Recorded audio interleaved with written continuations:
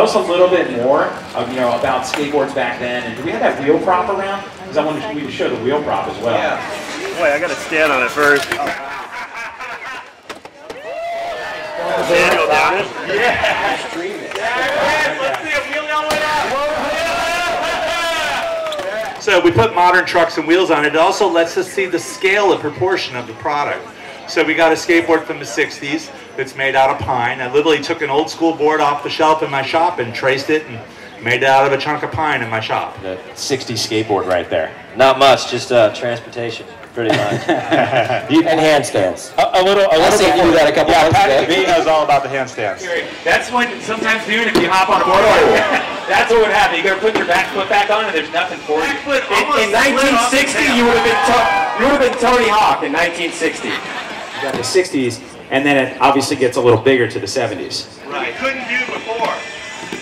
Wow, how easy compared to the 60s board, right? And how progression.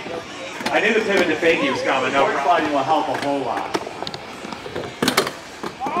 Oh, getting a little 50-50 out of it. See that? Yeah. Like, okay, I will. I think of that sometimes. These type of boards the best in your opinion? That dominated. But in the 80s, I always made my own boards, but I didn't figure out, it took me about 5 years to figure out how to make them good enough to sell. So we look at this board, it has a triangulated concave, and that means that it's deeper in the front and barely anything in the back. And these broke like crazy. So now they're starting to get closer to what they normally ride. Nice, the tail and the soy have that shape. Vision used it for. Nice. We talked a lot about the ollie. What do you think? You got that one?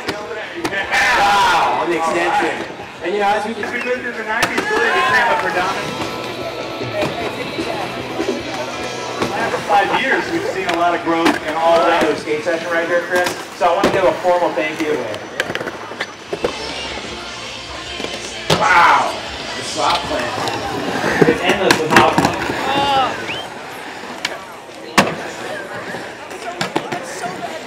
Got Chris Haslam out on the ramp. I want to skate. You know, Chris, my first visit here, I walked around with the folks from the Smithsonian, and I was like, you know, if we don't build a ramp, we could just skate these ledges, we can skate that gap, we can skate. I was going to break it all down. They're like, you know, we're probably not going to skate all the stuff. Yeah, Chris.